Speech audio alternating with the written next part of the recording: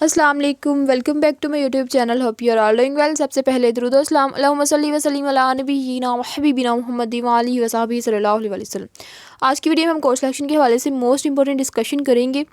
आप लोगों को मैं कुछ टिप्स भी बताऊंगी कि आप लोगों ने किस तरह से अपनी प्लानिंग के थ्रू जो है वो अपने कोर्सेज सेलेक्ट करने हैं और टाइमली अपनी डिग्री को कंप्लीट करना है। स्पेशली बीएस इंग्लिश के स्टूडेंट्स को कंप्लीट गाइड करूंगी। बाकी स्टूडेंट्स का भी सेम ही प्रोसीजर होता है, तो आप लोगों ने वीडियो को कंप्लीट वॉच करना है, क्योंकि स्टूडेंट्स खुद से सीनियर से या कोई ऐसे ही अपने कोलीग से मशवरा लेके अपने सब्जेक्ट्स रख लेते हैं कि इसमें से कौन सा आसान है, कौन सा मुश्किल है और किस तरह से हम जो है वो इम्प्रूव कर सकते हैं। सब्जेक्ट्स को इम्प्रूव करते रहते हैं और एट द एंड जब वो अबाउट टू कंप्लीट होते हैं, अपनी डिग्री के बिल्कुल पास होते हैं और वहाँ पे जाके आप लोग इस तरह की गलतियाँ पहले ही की होती हैं आप लोगों ने कि वहाँ पे फिर बच्चे जो डिग्री आप लोगों की 8 सेमेस्टर्स में कंप्लीट होनी होती है वो आप लोगों की 10-11 सेमेस्टर्स में कंप्लीट होती है। और आप ऐसे केसेस मेरे खुद के अपने ग्रुप में मौजूद हैं कि जिन स्टूडेंट्स ने कोर्स सिलेक्शन करते हुए मिस्टेक्स की हैं, क्रेडिटर्स पूरे नहीं हैं, CGPA पूरा नहीं है, ठीक है, कुछ सब्जेक्ट्स उनके पेंडिंग हैं और अभी उनका 8वां सेमेस्टर है, लास्ट सेमेस्टर है, उनको प्रोजेक्ट भी नहीं रख सकते क्योंकि उसके लिए भी रिक्वायरमेंट्स होती हैं। और अब रो के उन्होंने 10 सेमेस्टर 11 सेमेस्टर लगा के एक्स्ट्रा सेमेस्टर्स लगा के तब अपनी जो है वो डिग्री कंप्लीट की है। तो अगर आप लोग इस तरह के लॉसेस से बचना चाहते हैं तो आप लोगों ने इस वीडियो को कंप्लीट वॉच करना है, क्योंकि मैं इसमें कुछ टिप्स इस तरह की बताऊंगी कि आप लोगों ने किस तरह से सब्जेक्ट्स को रखना है, किस तरह से।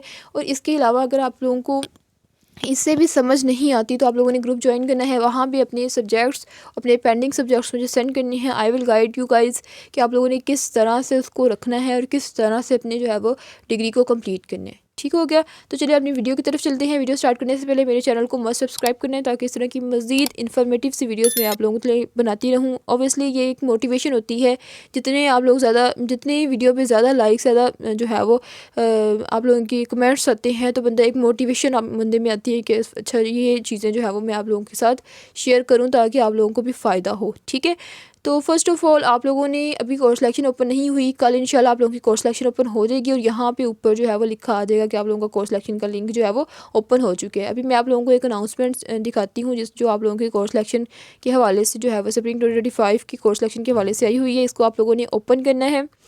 तो ये जी आप लोगों की अनाउंसमेंट है, आप लोगों ने इसको कंप्लीट रीड करना है। ठीक है, मैं आप लोगों को इंपॉर्टेंट पॉइंट्स बता देती हूँ। फर्स्ट ऑफ़ ऑल आप लोगों को जो कोर्स सिलेक्शन का लिंक है वो आप लोगों का 24 मार्च मतलब कि सुबह मंडे वाले दिन ओपन हो जाएगा। ठीक है, आप लोगों ने कल जो है वो अपनी कोर्स सिलेक्शन कर लेनी है। अब ये डेट शीट की तरह नहीं होता, आप इसको बाद में भी कर सकते हैं, लेकिन आप लोगों का जो कोर्स सिलेक्शन का लिंक है वो 16 अप्रैल तक ओपन रहेगा। इससे पहले पहले आप लोगों ने कर लेना है लाजमन। मैं यही रिकमेंड करूँगी कि आप लोग 7 अप्रैल तक कर लें, क्योंकि 7 से आप लोगों की क्लासेस स्टार्ट हो रही हैं और लेक्चर्स आना स्टार्ट हो जाएंगे। आप लोगों के लेक्चर्स टाइमली लें, क्योंकि आप लोगों के लेक्चर स्टार्ट होने के सेकेंड वीक में ऑलमोस्ट 14 तक या 15 तक आप लोगों के जैसे ही ये लिंक जो है वो कोर्स सिलेक्शन का बंद होता है ना, तो आप लोगों के क्विज़ेस आना स्टार्ट हो जाते हैं। ठीक है, तो आप लोग इसको इससे पहले पहले जब तक ये लिंक ओपन है ना, आप कोर्स को सिलेक्ट भी कर सकती हैं, उसे डीसिलेक्ट भी कर सकती हैं। ठीक है, मतलब उसे सिलेक्ट करके फिर ड्रॉप भी कर सकते हैं, फिर उसे सिलेक्ट कर सकते हैं, जितनी दफ़ा मर्ज़ी करें, वो आप लोगों का फ्री है। ठीक हो गया, उसके बाद जब आपका ये लिंक बंद हो जाता है, आप लोगों ने जो सिलेक्ट किए फिर उन्हीं सब्जेक्ट्स की बेस पे आप लोगों को फ़ी वाउचर्स इशू होते हैं और वही आप लोगों के फिर पक्के वाले सब्जेक्ट्स हो जाते हैं, उनको आप चेंज नहीं कर पाते। दूसरा आप लोगों का है कि न्यूली जितने भी स्टूडेंट्स हैं जो अभी फर्स्ट सेमेस्टर में एनरोल हुए हैं तो उन्होंने अपनी कोर्स सिलेक्शन नहीं करनी, क्योंकि वो रेगुलर स्टूडेंट्स हैं, उनको पहले से ही जो है वो प्री सिलेक्टेड कोर्सेज दिए जाते हैं फर्स्ट सेमेस्टर के। ठीक है, according to your study scheme. अब वो स्टूडेंट्स जिन्होंने 5th सेमेस्टर में एडमिशन लिया है, बहुत सारे ऐसे स्टूडेंट्स भी विच यूनिवर्सिटी में आते हैं जो 5th सेमेस्टर में आते हैं और उन्होंने मतलब BA किया होता है, DP AD मतलब इस तरह की कोई ना कोई कोर्स किया होता है और वो 5th सेमेस्टर में आते हैं BS इंग्लिश में। तो उनके कुछ एग्जाम्प्टेड कोर्सेज होते हैं, कुछ अर्नड होते हैं, मतलब कुछ एग्जाम्प्टेड होते हैं, कुछ पेंडिंग में होते हैं, तो उनको कुछ सब्जेक्ट्स दिए जाते हैं, बाकी उन्होंने खुद रखने होते हैं। ठीक है, तो जितने भी आपके पेंडिंग में सब्जेक्ट्स हैं उनमें से फर्स्ट सेमेस्टर से स्टार्ट करके आप लोगों ने शुरू करना है कि फर्स्ट सेमेस्टर में कितने पेंडिंग है वो रख लेने हैं साथ। अगर आप लोगों के 6 सब्जेक्ट्स कंप्लीट हो गए हैं तो फिर ठीक है, अगर आप और रखना चाहते हैं तो सेकंड में से कुछ उठा लें। ठीक है, अब आप लोगों ने देखना है किस तरह से है कि आप लोगों ने कौन से उठाने हैं कौन से नहीं, तो आप लोगों ने स्टडी स्कीम में आना है। ठीक है, यहाँ से देखना है कि आप लोगों के होम टैब में पहले सेमेस्टर में से कौन से सब्जेक्ट शो हो रहे हैं। यहाँ से ऑब्वियसली कुछ आप लोगों के एग्जाम्प्टेड भी होंगे। ठीक है। यहाँ पे कुछ आप लोगों के एग्जाम्प्टेड कोर्सेज़ भी होंगे, तो आप लोगों ने देख लेना है। एग्जाम्प्टेड को छोड़ के जो पेंडिंग में है उनको, जैसे ये स्टडी रही है पहले पेंडिंग में होगा, तो पेंडिंग में जितने भी यहाँ से सब्जेक्ट्स हैं उनको रख लेना है। अगर आपके 6-7 सब्जेक्ट्स ओके हो गए हैं तो बस छोड़ दें, फिर अपनी कोर्स सिलेक्शन ओके करें। अगर मज़ीद उसमें से मतलब एक आधा और रखना है तो नीचे वाले सेकंड में से देख लें पेंडिंग में कौन से हैं, तो वो वाले आप लोगों ने रख लेने हैं, ठीक है। अब ये देखने के लिए कि कौन सा सब्जेक्ट का कहाँ से पेपर आता है कहाँ से नहीं, तो आप लोग मुझे इनबॉक्स भी कर सकते हैं, आप ग्रुप में मैसेज कर सकते हैं। बेहतर है कि आप लोग ग्रुप में मैसेज करें और मुझे मेंशन कर दें, मैं आप लोगों को रिप्लाई कर दूंगी इंशाल्लाह। ठीक हो गया। अब जितने भी कंटिन्यूइंग स्टूडेंट्स हैं, अगर वो स्टूडेंट्स अपनी कोर्स सिलेक्शन नहीं करते विद इन ड्यू डेट के अंदर आप लोग अपनी कोर्स सिलेक्शन नहीं करते, तो वो सारे के सारे स्टूडेंट्स जो है वो इनएक्टिव स्टूडेंट्स कंसिडर किए जाएंगे। उनके सेमेस्टर्स फ्रीज़ हो जाते हैं क्योंकि उन्होंने कोर्सेज ही नहीं सेलेक्ट किए, तो पढ़ना क्या है। उन लोगों को 2000 रुपये फ़ी भी देनी पड़ेगी, ठीक है, फ़ाइन हो जाता है ना उनको। इसके अलावा आप लोगों की जो नीचे जो थर्ड वाला पॉइंट है उसमें ही आप लोगों को बताया हुआ है कि क्रेडिटर्स लिमिट आप लोगों को ऑलरेडी प्रेस्क्राइब कर दी जाती है कोर्स सिलेक्शन रूल्स में। अब कोर्स सिलेक्शन रूल्स कहाँ पे मौजूद हैं, आप लोगों की स्टूडेंट हैंडबुक में सारे के सारे कोर्स सिलेक्शन के रूल्स जो हैं वो मौजूद होते हैं, ठीक है। आप लोगों ने उसको रीड करना है। अब स्टूडेंट्स ये पूछते हैं कि कोर्स सिलेक्शन ये स्टूडेंट हैंडबुक कहाँ पे है, ये क्या चीज़ है, तो आप लोगों ने स्टूडेंट सर्विसेज में आना है। आप लोगों के LMS के अंदर ही ये सब कुछ होता है, ठीक है। ये सबसे ऊपर एकेडमिक्स में आप लोगों की स्टूडेंट हैंडबुक मौजूद है, इसको आप लोगों ने ओपन करना है। यहाँ से आप लोगों ने कोर्स सिलेक्शन वाले टैब में बाकी भी आप देख सकते हैं जो भी आपने देखना है, लेकिन मैं कोर्स सिलेक्शन वाले जैसे कि अभी बता रही हूँ, तो कोर्स सिलेक्शन वाले टैब में आते हैं। BS इंग्लिश पे आप लोगों ने क्लिक करना है। यहाँ से जो भी आप लोगों का कोर्स है ना, BS कंप्यूटर साइंस है, जो भी है वो आप लोगों ने सिलेक्ट करना है। जैसे ये BS इंग्लिश है तो मैं इस पर क्लिक करती हूँ, तो ये सारे की सारी यहाँ पे डिटेल आप लोगों को इसकी मौजूद है कि आप लोगों ने किस तरह से इसकी कोर्स सिलेक्शन करनी है। फर्स्ट सेमेस्टर में उन्होंने इसको अपनी कंप्लीट रीड कर लेना है। ये सारी चीज़ें वही हैं जो मैंने बताई हैं आपको, ठीक है। फर्स्ट सेमेस्टर में आप लोगों के मैक्सिमम 17 क्रेडिटर्स होते हैं, ठीक है। 17 क्रेडिटर्स आप लोगों के टोटल अलाउ होते हैं, और मैक्सिमम सेकंड में आप लोगों के 16 होते हैं, लेकिन आप लोगों के 16 नहीं होती, ये 18 ही होती हैं, ठीक है। उसके बाद 6 क्योंकि आप 6 सब्जेक्ट्स रख सकते हैं सेकंड में। थर्ड में फिर आप लोग ज़्यादा भी रख सकते हैं। थर्ड में फिर आप लोगों को 21 क्रेडिटर्स मिलना स्टार्ट हो जाते हैं, लेकिन ये डिपेंड करता है आप लोगों के CGPA पे। अगर आप लोगों का CGPA 3 है या 3+ है, कुछ को तो 2.7 या 2.6 पे भी 21 क्रेडिटर्स मिल जाते हैं, लेकिन बेहतर मतलब ज़्यादातर वो 3+ पे ही आप लोगों को 21 क्रेडिटर्स देते हैं, जिस पे आप लोग 7 सब्जेक्ट्स रख सकते हैं, ठीक है। फाइनल सेमेस्टर में भी आप लोगों के 21 क्रेडिटर्स दिए जाते हैं, ताकि आप, क्योंकि उसमें रिसर्च प्रोजेक्ट होता है और उसके भी क्रेडिटर्स अंदर 3 इंक्लूड होते हैं, तो आप लोग ज़्यादा से ज़्यादा 6 सब्जेक्ट्स रख के उसको कंप्लीट कर सकें, ठीक हो गया। अब वो स्टूडेंट्स जिन्होंने F और D ग्रेड मतलब ग्रेड कोर्सेज लिए हैं, या C और D हैं, या उनकी डिग्री कंप्लीट हो चुकी है, अभी उनके C और D ग्रेड वाले हैं, CGPA कम है, तो जैसे ही उनका रिज़ल्ट आता है, रिज़ल्ट के फ़ौरन बाद आपके पास ऑप्शन होता है CGPA इम्प्रूव का। अगर आप लोगों की ट्रांसक्रिप्ट इशू हो गई है, फिर आप लोग उसको इम्प्रूव नहीं कर सकते, कुछ भी नहीं फिर हो सकता, ठीक है। तो आप लोगों ने पास आउट से पहले उनको ईमेल करना होता है कि हम एक्स्ट्रा सेमेस्टर लगाना चाहते हैं। अब वो स्टूडेंट जो कंटिन्यूइंग है और F और D ग्रेड वाले सब्जेक्ट्स इंप्रूव करना चाहते हैं, तो मैं उनके लिए यही उनको रिकमेंड करूँगी कि आप लोगों ने पहले अपने F और D ग्रेड वाले सब्जेक्ट्स इंप्रूव नहीं करने, बल्कि पहले अपने जो पेंडिंग सब्जेक्ट्स हैं नेक्स्ट सेमेस्टर के, लाइक सेकंड सेमेस्टर के, थर्ड सेमेस्टर के, उनको रखना है, ठीक है। अगर आप उनको नहीं रखेंगे तो आप लोगों के क्रेडिट अर्न नहीं होंगे। ऑब्वियसली आप F ग्रेड वाले रख भी सकते हैं, अगर आप लोगों ने F ग्रेड वाले तब रखने हैं अगर आप लोगों को जिसमें इस दफ़ा F आया है, अगर आप लोगों की अच्छी प्रेपरेशन है तो उसको अभी रख लें, क्योंकि अभी रख लेंगे तो आप लोगों की प्रेपरेशन भी है तो आप लोग कर लेंगे। लेकिन अगर आप लोगों की प्रेपरेशन कोई नहीं है, आप वही ब्लंडर मारेंगे जो लास्ट टाइम किया था, तो फिर आप लोगों ने F ग्रेड वाला अभी नहीं रखना, ठीक है। अभी 1 सेमेस्टर वेट कर लें, 1-2 सेमेस्टर, फिर इसको रख के आप लोग कंप्लीट कर लेना, ठीक हो गया। उसके बाद ये सारा हो गया, उसके बाद आप लोगों को आ जाता है रिसर्च प्रोजेक्ट। अब रिसर्च प्रोजेक्ट वेरी इंपॉर्टेंट है स्टूडेंट्स। 6 सेमेस्टर में, 6 और 5th सेमेस्टर में आप लोगों को सोचने की ज़रूरत होती है कि आप लोगों ने रिसर्च प्रोजेक्ट की रिक्वायरमेंट्स किस तरह से कंप्लीट करनी है।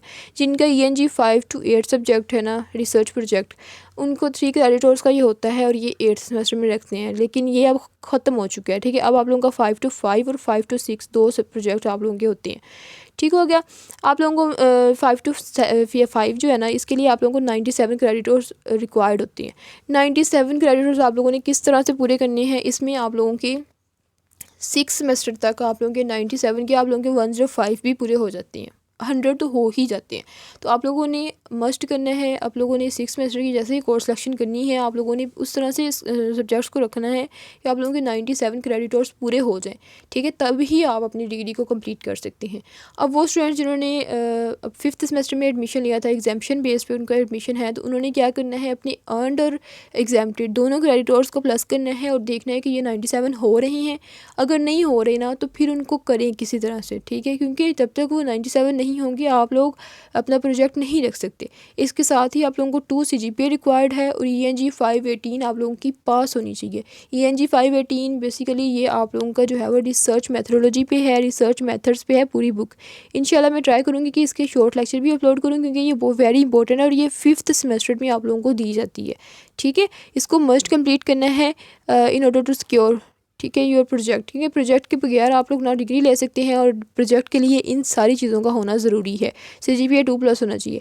अब वो स्टूडेंट्स जिनके 97 क्रेडिट आवर्स से कम है या CGPA कम है 2 से, या ENG 518 नहीं पड़ी हुई अभी, मतलब इनमें से कोई भी एक केस है तो, और फिर भी उनका ENG 5 to 5 कोर्स सिलेक्शन वाले टैब में शो हो रहा है, तो वो इसको ना रखें, क्योंकि अगर वो रख लेंगे तो फिर आप इसको जो है वो जब आपका प्रोजेक्ट स्टार्ट होता है तो वहाँ से बहुत सारे स्टूडेंट्स को वो निकाल देते हैं। क्यों निकाल देते हैं? क्योंकि उनके क्रेडिटर्स मतलब कि ये रिक्वायरमेंट्स पूरी नहीं होती, उन्होंने ME रख लिया था इसको, और हालांकि ये उनकी गलती है क्योंकि उनको इसको अलाउ ही नहीं करना चाहिए। लेकिन जब आप 5th सेमेस्टर में आते हैं तो वो सारे के सारे सब्जेक्ट्स वहाँ पे शो हो रहे होते हैं, तो आप कोई भी रख सकते हैं।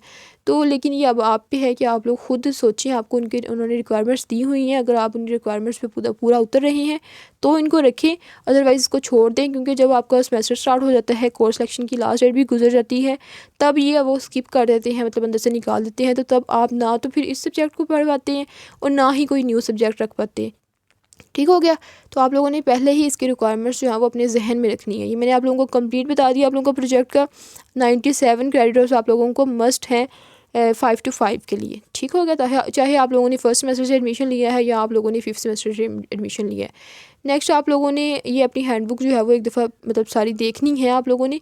इसमें ऑब्वियसली यहाँ पे हैंडबुक में 105 क्रेडिटर लिखे हुए हैं, ये ENG 5 to 8 के लिए है, क्योंकि पहले सिर्फ ENG 5 to 8 ही होता था, 528 ये प्रोजेक्ट होता था और इसके लिए 105 ही होते थे। लेकिन अब ENG 5 to 5 है, जिसके लिए आप लोगों को 97 क्रेडिटर्स मस्ट है, ठीक हो गया।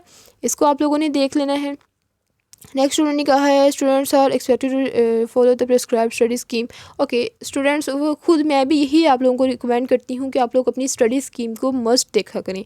जैसे स्टडी स्कीम अगर आप लोग, अच्छा वो स्टूडेंट्स जो कहते हैं कि हमें स्कॉलरशिप चाहिए, हमें नीड बेस्ड स्कॉलरशिप चाहिए, हमें मेरिट बेस्ड स्कॉलरशिप चाहिए, हमें ये चाहिए, तो इस तरह की जो चीज़ें होती हैं ना, वो आप लोगों को स्टडी स्कीम को फॉलो करने भी मिलती हैं। अगर आप लोग अपनी स्टडी स्कीम फॉलो नहीं करते तो फिर आप लोगों को कोई स्कॉलरशिप नहीं मिलती। अब स्टडी स्कीम को फॉलो किस तरह से करना है, जैसे अब मैं ये सेकंड सेमेस्टर वाले स्टूडेंट्स को बता रही हूँ। फर्स्ट सेमेस्टर में आप लोगों की कोर्स सिलेक्शन खुद ही हुई थी, उन्होंने खुद ही कर दिया था फर्स्ट सेमेस्टर के ये कोर्स सिलेक्शन की स्टडी स्कीम के अकॉर्डिंग उन्होंने आप लोगों को फर्स्ट सेमेस्टर के सारे सब्जेक्ट्स खुद ही सेलेक्ट कर दिए थे, ठीक है। अब सेकंड सेमेस्टर में आप लोगों ने खुद करनी है। तो अगर आप लोग जैसे ये सेकंड सेमेस्टर ऊपर लिखा हुआ है, इसके अंदर जितने भी सब्जेक्ट्स हैं इसके यही आप लोगों ने रखने हैं, ठीक है, यही आप लोगों ने रखने हैं। और अगर आप लोग एक्स्ट्रा रखना चाहते हैं तो यहाँ से रख लें, वरना यही 6 सब्जेक्ट्स आप लोग रख लें। एथिक्स नहीं रखनी, मुस्लिम जितने भी हैं उन्होंने इस्लामियात रखनी है और जो नॉन मुस्लिम्स हैं उन्होंने एथिक्स रखनी है, ठीक है। ये एक चॉइस है, बाकी आप लोगों के मिला के सारे 6 सब्जेक्ट्स बनते हैं, इन्हीं को आपने रखना है। आप लोगों ने ये नहीं करना है कि 3 यहाँ से रख लेते हैं, 3 यहाँ से रख लेते हैं।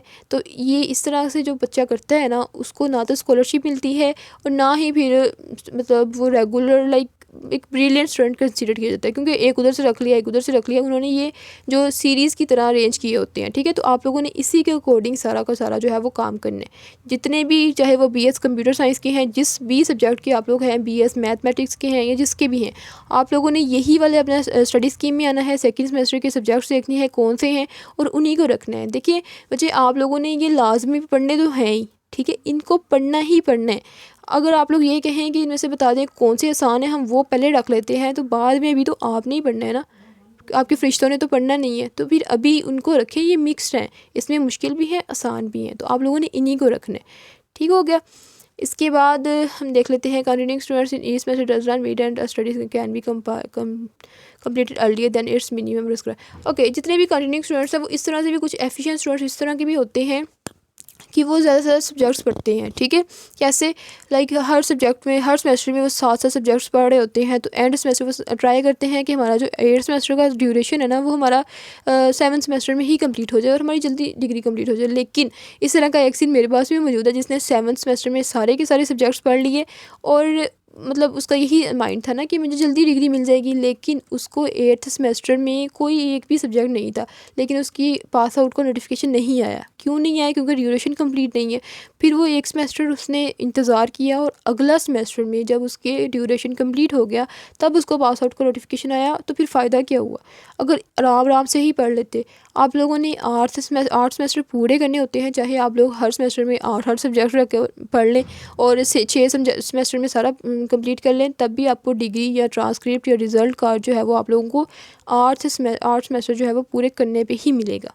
ठीक है, नेक्स्ट है आप लोगों का मैक्सिमम डिग्री और डिप्लोमा टाइम ड्यूरेशन। जितने भी स्टूडेंट्स अपनी लाइक 8 सेमेस्टर, अगर आप लोगों के 8 सेमेस्टर्स हैं और आप लोगों ने इम्प्रूव के लिए अप्लाई नहीं किया या आप लोगों ने नेक्स्ट सेमेस्टर के लिए अप्लाई नहीं किया, तो आप लोग कोर्स सिलेक्शन नहीं कर सकते, क्योंकि आप लोगों का एडमिशन जो है वो विदड्रॉ कर लिया जाता है। ठीक हो गया।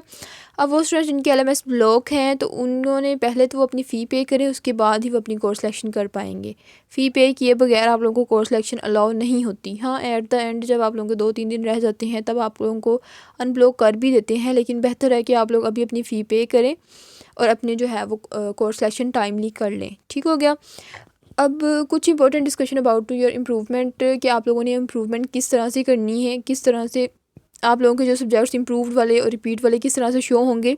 जितने भी सब्जेक्ट्स आप लोगों के फेल्ड है ना, उनको तो आपने मस्ट इम्प्रूव करना है, मस्ट रिपीट करना है, क्योंकि उनके बगैर आप लोग क्वालिफाई नेक्स्ट नहीं हो सकते, क्योंकि उनको मस्ट आप लोगों ने रिपीट करना है। ठीक है, आप उनको उनमें से F ग्रेड क्लियर करेंगे तभी आप डिग्री मिलेगी।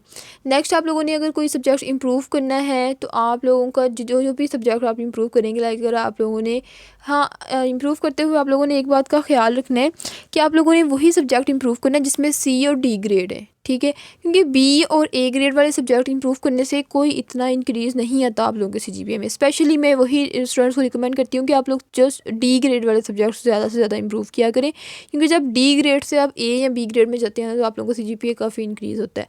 तो आप लोग D ग्रेड वाले सब्जेक्ट इंप्रूव करने हैं, और रिपीट वाला जो है वो आप लोगों ने student must may repeat only once those courses of the previous in which he secure lowest grade. अच्छा, इसमें उन्होंने यही कहा है कि आप लोगों को चाहिए, ये वही बात मैं आप लोगों से कह रही हूँ कि आप हमेशा वही कोर्स जो है वो उसको इम्प्रूव किया करें, मतलब दोबारा से उसे पढ़ा करें जिसमें आप लोगों के लोएस्ट ग्रेड है, ताकि आप उसमें अच्छे मार्क्स लें और आप लोगों का कोई डिग्री में भी, आप लोगों की CGPA में भी इंक्रीज़ आए। ठीक है, रिपीट वाले अब फिर क्लियर कर लें। F वाले सब्जेक्ट्स आप लोगों ने मस्ट रखने हैं, वो अभी रख लें या बाद में साथ रख लें या समर सेमेस्टर में रख लें, वो आप लोगों ने कंप्लीट करने ही करने। लेकिन जो आप लोग चाहते हैं कि हमारा CGPA इंक्रीज़ हो जाए, C और D ग्रेड वाले भी हम इम्प्रूव करना चाहते हैं, तो उसमें से D ग्रेड वाले आप प्रेफर किया करें, पहले D ग्रेड वाले करें ताकि उससे ज़्यादा CGPA इंप्रूव हो, और C वाले, B वाले करने की ज़रूरत नहीं होती। ठीक हो गया।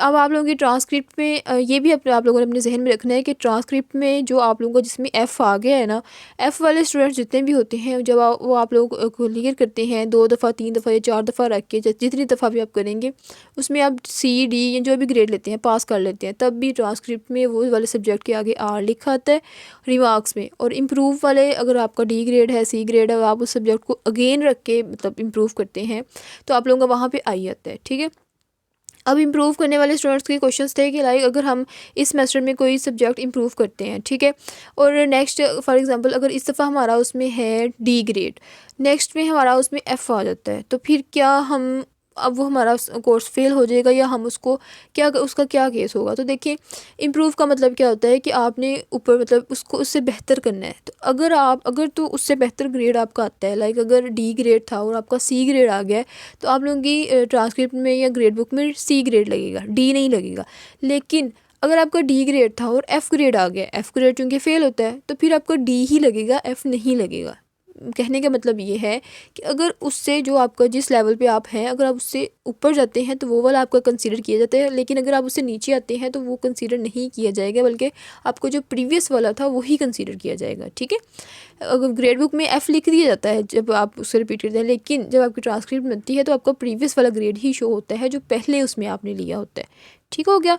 तो अब अगर आप लोगों ने रिपीट करने हैं, इम्प्रूव करने हैं तो आप लोग कर सकते हैं, लेकिन मैं यही रिकमेंड करूँगी कि आप लोगों ने पहले अपने स्टडी स्कीम के अकॉर्डिंग चलना है और फिर आप लोगों ने इम्प्रूव करने हैं सब्जेक्ट्स। ठीक है, रिपीट करने वाले जैसे मर्ज़ी रिपीट करें, रिपीट करने वाले अगर किसी का एक भी F आया है ना, तो वो आप स्कॉलरशिप के लिए कभी भी अप्लाई नहीं कर सकता। F ग्रेड वाले स्टूडेंट्स स्कॉलरशिप के लिए नहीं अप्लाई कर सकते। दूसरे वो स्टूडेंट्स जिनके CGPA 2 से कम है, और थर्ड वो स्टूडेंट्स जिन्होंने स्टडी स्कीम को फॉलो नहीं किया। ठीक है, ना ही वो मेरिट बेस्ड उनकी स्कॉलरशिप आएगी, ना ही वो नीड बेस्ड के लिए अप्लाई कर सकते हैं।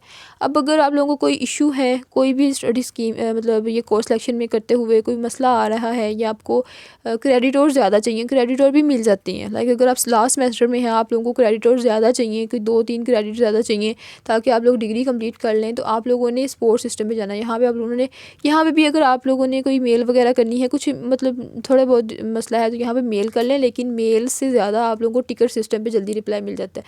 टिकट सिस्टम कहाँ से होगा, यहाँ से आप लिखना है view sport system. View sport system लिखेंगे तो यहाँ से आप लोगों को जो है वो टिकट सिस्टम ओपन हो जाता है। व्यू स्पोर्ट सिस्टम, ये देखें स्पोर्ट सिस्टम पे आप लोगों ने क्लिक करना है और इसके अंदर आप लोगों ने लॉगिन करना है। ठीक है, जैसे ही आप लोग लॉगिन करेंगे तो आप लोगों की जो है वो, एक सेकंड में आप लोगों को लॉगिन करके दिखाती हूँ इसमें। ये जी आप लोगों का लॉगिन हो चुके हैं। ठीक है, यहाँ से आप लोगों ने आईडी और पासवर्ड देके इसको लॉगिन करना है, और यहाँ से आप लोगों ने कोर्स सिलेक्शन, मतलब अगर आपका LMS ब्लॉक है और आप लोग अभी फ़ी नहीं पे कर सकते, लाइक कोई मजबूरी है, तो यहाँ पे आप इसमें आके अपना यहाँ पे टिकट जनरेट कर सकते हैं। ठीक है, कोई कहीं भी आप टिकट जनरेट करें और वो आप लोगों का LMS जो है वो अनब्लॉक कर देंगे। ठीक है, अगर आप लोगों ने कोर्स सिलेक्शन के हवाले से कोई डिस्कशन करनी है, लाइक अगर कोई आप लोगों को क्रेडिट चाहिए या आपने प्रोजेक्ट के अबाउट कुछ पूछना है, तो आपने यहाँ से कोर्स सिलेक्शन में आना है। कोर्स सिलेक्शन में यहाँ पे क्लिक करना है BS इंग्लिश। ये देखें ये स्टूडेंट का ऑलरेडी शो हो रहा है, तो यहाँ से आप लोगों ने जो भी आपका कोर्स है वो सिलेक्ट करके यहाँ पे आप लोगों ने जो है वो कोर्स सिलेक्शन के हवाले से जो भी आपको मसला पेश आ रहा है, जिस भी हवाले से है, ठीक है, वो यहाँ पे पोस्ट यहाँ पे लिखना है कंप्लीट, ईजी होके इंग्लिश में लिख लेना। ठीक है, लिखने के बाद अगर आपके लाइक ग्रेड बुक से कुछ अटैच करने वाला है या कुछ इस तरह का स्क्रीनशॉट अटैच करने वाला है, तो यहाँ से चूज़ फाइल करके स्क्रीनशॉट अटैच करके सबमिट कर देना है। ठीक है, उसके बाद आप लोगों ने माई टिकट्स में आना है, और जैसे ही आप सबमिट कर देंगे तो माई टिकट्स में वो वाली टिकट यहाँ पे आ जाएगी। ठीक है, इसको आपने ओपन करके 1-2 दिन बाद चेक कर लेना है, इसके नीचे ही आप लोगों को रिप्लाई आ जाएगा जो आप लोगों ने पूछा होगा। ठीक हो गया, तो इस तरह से आप अपना इशू खुद सोल्व कर सकते हैं इजीली, बजाय इसके कि दूसरों के पास जाएं या उनसे पूछें जिनको पता भी नहीं है। तो फिर आप इससे अच्छा है ना कि आप खुद ही अपना इशू जो है वो इस तरह से सॉल्व कर लें। इसके अलावा हम जो है वो जो मोस्ट इंपॉर्टेंट डिस्कशन है वो यही है कि आप लोगों ने जैसे ही कोर्स सिलेक्शन का लिंक ओपन होता है, आप लोगों ने माई स्टडी स्कीम चेक करनी है और अपने जो भी स्टडी स्कीम के अकॉर्डिंग कोर्सेज बनते हैं उनको रखना है। आप लोगों ने देखना है कि आप लोगों के क्रेडिट कितने हैं। अगर 21 अलाउ हैं तो पहले आप लोगों ने उस सेमेस्टर के, जो आप लोगों का सेमेस्टर है, सेकंड है, थर्ड है, उसके 6 के 6 सब्जेक्ट रखने हैं। उसके बाद अगर कैपेसिटी है तो उससे ज़्यादा रखिए। 6 सेमेस्टर वाले स्टूडेंट्स हैं वो इस क्राइटेरिया को फॉलो करेंगी और इसको आप लोगों ने इन रिक्वायरमेंट्स को फुलफ़िल करना है। ठीक है, 97 क्रेडिट अपने पूरे काउंट कर लेने हैं ना। ग्रेड बुक में आप लोगों ने देखना है कि अभी आप लोगों के कितने क्रेडिट हो रहे हैं, और उसमें आप लोगों ने जो स्टडी स्कीम के अंदर जितने भी आप लोगों ने 6 सब्जेक्ट रखने हैं तो उनके 18 क्रेडिट बनेंगे। फिर प्लस करके देखना है कि 97 बन रहे हैं या नहीं बन रहे। ठीक है, अगर 97 बन रहे हैं तो वेल एंड गुड, आप लोगों ने देख, और ENG 518 मस्ट रखनी है। ठीक है, पास करना है इसको, ताकि आप लोग नेक्स्ट जो है वो ENG 5 to 5 प्रोजेक्ट रख सकें। ठीक हो गया, हम जितने भी स्टूडेंट्स इस दफ़ा ENG 5 to 5 प्रोजेक्ट रखेंगे इंशाल्लाह उनको भी मैं साथ साथ जो है वो इसके असाइनमेंट्स, इसके किस तरह से रिसर्च प्रोजेक्ट्स होते हैं, ये बाकी असाइनमेंट्स की तरह इनकी असाइनमेंट्स नहीं होती, तो मैं आप लोगों को साथ के साथ उसका भी गाइडलाइंस देती रहूँगी। आप लोगों को अगर मज़ीद कोई कोर्स सिलेक्शन के हवाले से कोई क्वेरी है तो आप लोग ग्रुप ज्वाइन करें, वहाँ भी मुझसे पूछ सकते हैं, और अपने सब्जेक्ट्स इनबॉक्स में सेंड करके मैं आप लोगों को बता दूँगी कि आप लोगों ने किस तरह से कोर्सेज़ जो है वो रखने हैं। वीडियो पसंद है, वीडियो को लाइक करें, शेयर करें और मेरे चैनल को सब्सक्राइब करें, ताकि इस तरह की मज़ीद इन्फॉर्मेटिव सी वीडियोज़ मैं आप लोगों के लिए बनाती रहूँ। इसके साथ ही मिलते हैं नेक्स्ट वीडियो में, तब तक के लिए अपना ख्याल रखिएगा। अल्लाह हाफिज़।